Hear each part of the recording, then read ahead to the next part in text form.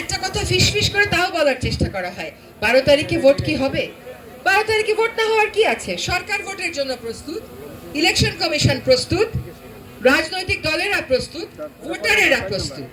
জীবনে প্রথমবারের মতন যারা ভোট দেবেন, এমন তো অনেকেই আছেন। আজকে যার বয়স 38, সেও কিন্তু ভোট দিতে পারে নাই গত 20 বছর। তো এই জীবনে প্রথমবারের মতন ভোট দিতে মানুষ মুখিয়ে আছে।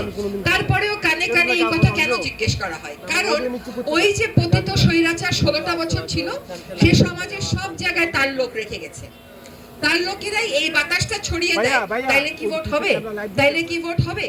জাতি প্রস্তুত, ইলেকশন কমিশন প্রস্তুত, প্রশাসন প্রস্তুত, সরকার প্রস্তুত, রাজনৈতিক দলেরা প্রস্তুত, ভোটারেরা প্রস্তুত। তাহলে কেন ভোট হবে না? কার মনে এই প্রশ্ন আসে এবং কেন এই প্রশ্ন আসে?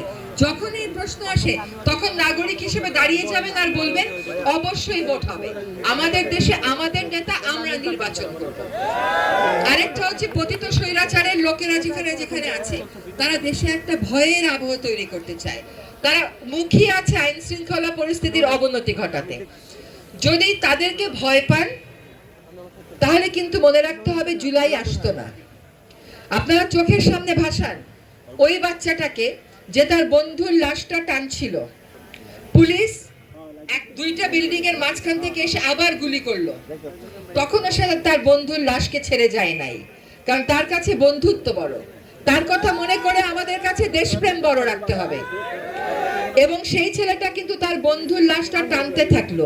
সেই ছেলেটার কাছে কি জবাব দেবেন যখন ওই পতিত স্বৈরাচারের দেখানো ভয়ে ভীত হয়ে যাবেন?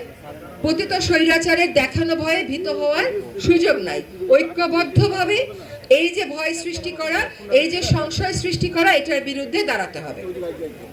আপনাদেরকে এই কথাগুলো বলে আমি একটু দেরিতে উপস্থিত হওয়ার কারণে ক্ষমা চাচ্ছি। আসলে ফেরিটা একটু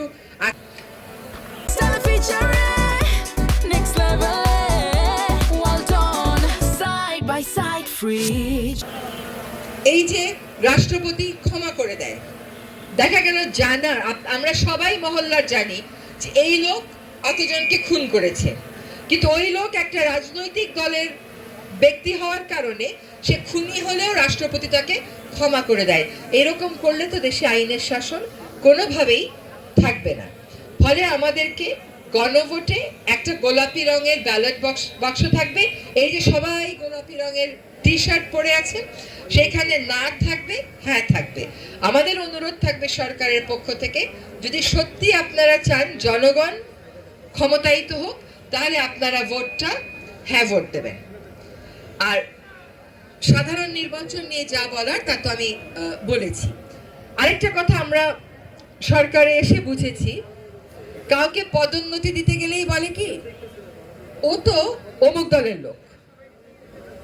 আবার কাউকে ভালো পোস্টিং দিতে গেলে বলে ও তো অমুক দলের লোক। প্রশাসনে তো কোনো দলের লোক থাকবে না। প্রশাসনে থাকবে প্রজাতন্ত্রের কর্মচারী, যারা আমাদের কর্মচারী হবে, তারা আমাদেরকে সেবা দেবে।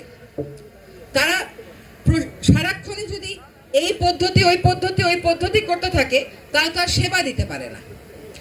কেউ সাহস করে প্রশাসনে ভালো কথা বলতে চায় না, বলতে পারে না। তার কারণ হচ্ছে তাকে সবসময় তার ক্ষমতাসীন দলকে খুশি রাখতে হয়। প্রশাসনে আবার এর দল ওর দল কি, বিসিএস পরীক্ষা দিয়ে আসবে, তারা আমাদের সেবা করবে, এটাই হচ্ছে তাদের কাজ।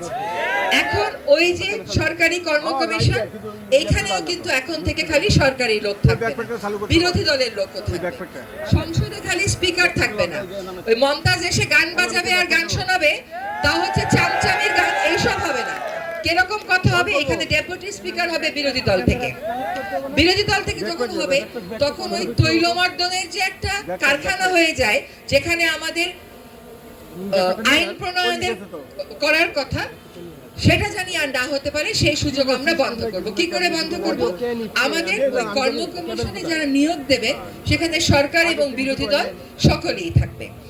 ফলে একটা সুষম ব্যবস্থা হবে, ক্ষমতার একটা সুষম বিন্যাস হবে। শেষ কথাটা আমার,